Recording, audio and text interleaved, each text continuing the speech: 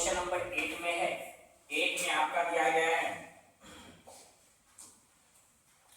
कि कर्मवीर कथा पाठ से हमें क्या शिक्षा मिलती है।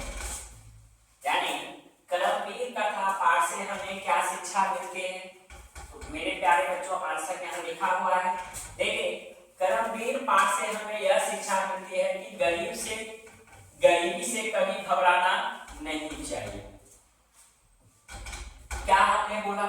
हमने यही बोला कि कर्मवीर कथा पाठ से हमें यह शिक्षा मिलती है कि गरीबी से घबराना नहीं चाहिए।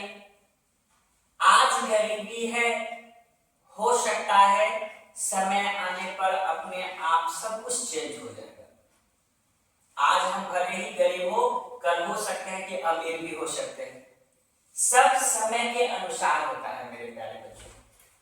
बल्कि अपने मेहनत के बल पर मुंहतोड़ जवाब देना चाहिए। किस पर? मेहनत के बल पर। जैसा कि दलित बालक कर्मवीर राम परवेश राम ने दिया था। कौन दिया था? दलित बालक जो है कर्मवीर जो है राम परवेश राम ने दिया था।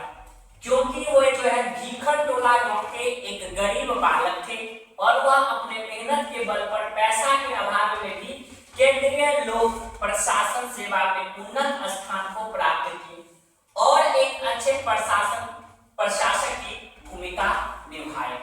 तो याद रखिएगा मेरे प्यारे बच्चों, अगर आपसे ये क्वेश्चन पूछा जाए एग्जाम में कि कर्मवीर कथा पाठ से हमें क्या शिक्षा मिलती है, तो कर्मवीर पाठ से हमें यह शिक्षा मिलती है कि कभी भी गरीबी से घबराना नहीं चाहिए, बल्कि अपने मेहनत के बल पर मुंहतोड़ जवाब देना चाहिए। जैसा कि दलित बालक कर्मवीर राम परवेश राम ने दिया था।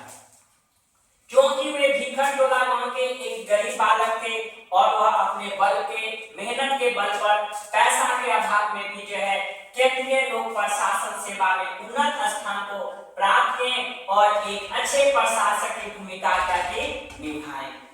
अब देखेंगे मेरे प्यारे बच्चों क्वेश्चन नंबर नेक्स्ट है 9 नंबर में है कि संस्कृत साहित्य लेखिका पाठ का 5 वाक्यों में परिचय दे। कितने वाक्यों में मेरे प्यारे बच्चों आंसर देना है? 5 वाक्यों में। देखिए जैसा कि हम जानते हैं कि किसी भी समाज को सही तरीके से चलने के लिए नर एवं नारी दोनों की आवश्यकता होती है। मेरे प्यारे बच्चों नर का मतलब पुरुष और नारी का मतलब महिला। यानी नर और नारी को दोनों की आवश्यकता होती है। उसी प्रकार संस्कृत साहित्य में भी महिलाओं ने वैदिक युग से ही पुरुष के समान सेवा करती आई है। किसकी सेवा करती आई है? तो पुरुषों के समान सेवा करती आई है। हमारे पाठ्य पुस्तक में भी इसका संक्षिप्त परिचय दिया गया है कि संस्कृत साहित्य में महिलाओं का योगदान आज भी क्या है? अमर है। महिलाओं का योगदान क्या है मेरे प्यारे बच्चों? अमर है। अब चलिए क्वेश्चन नंबर 10 है नीति श्लोक का पाठ का परिचय अपने शब्दों में दे। कौन पाठ का परिचय अपने शब्दों में दे? तो नीति श्लोक का पाठ का परिचय। देखिए मेरे प्यारे बच्चों इस पाठ व्यास रचित महाभारत के 2 पर्व से ली गई है, जिसमें महात्मा विदुर की 10 महत्वपूर्ण नीति एवं शब्दलेख है। इसमें जो है धृतराष्ट्र ने महानतम महात्मा विदुर से अपने आत्म शांति के लिए कुछ परामर्श मांगे थे, जो निम्न प्रकार है। दिया गया है काम क्रोध लोभ। काम क्रोध लोभ ये 3 नरक के द्वार हैं। किनके द्वार है मेरे प्यारे बच्चों? नरक के द्वार हैं। अतः इन्हें जो है छोड़ देना चाहिए। जिसके काम को ठंडी गर्मी संवेदे असंवेदे रुकावट नहीं डालते हैं वे कहते हैं, वे पंडित जो है पंडित कहलाते हैं। सत्य से धर्म की रक्षा होती है। अभ्यास से विद्या की तथा उपकरण से रोग की रक्षा होती है। किसकी रक्षा होती है? यानी कहता है कि सत्य से धर्म की रक्षा हो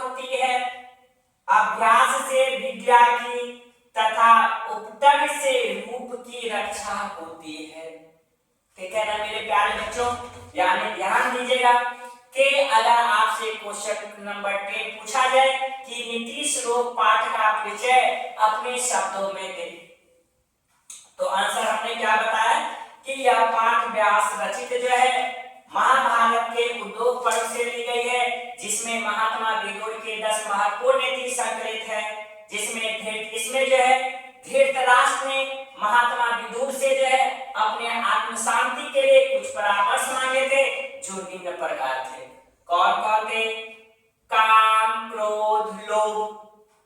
काम, क्रोध, लोभ ये 3 नरक के द्वार हैं, अतः इन्हें छोड़ देना चाहिए। जिसके काम को ठंडी गर्मी में समृद्धि असमृद्धि रुकावट नहीं डालते हैं, वे पंडित कहलाते हैं। सत्य से धर्म की रक्षा होती है, अभ्यास से विद्या के तथा उपतनिक से रूप की रक्षा होती है।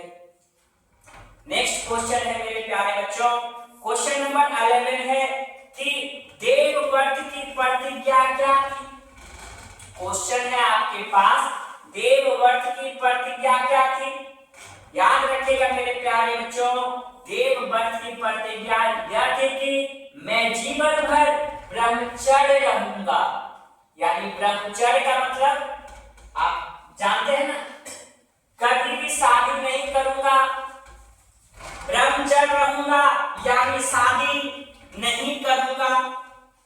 सत्यवती का पुत्र राजाधिकारी होगा। इस प्रतिज्ञा के कारण ही धीवर ने अपने बेटी सत्यवती का विवाह देवव्रत के पिता शांतनु से कराने का निश्चय किया था।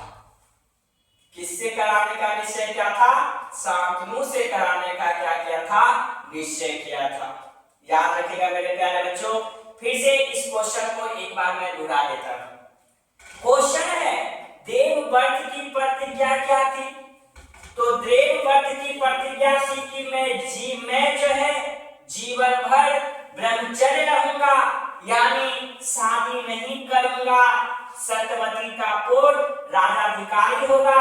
इस प्रतिज्ञा के कारण ही धीवर ने अपने बेटी सत्यवती का विवाह जो है देवव्रत के पिता शांतनु से कराने का क्या किया? निश्चय किया।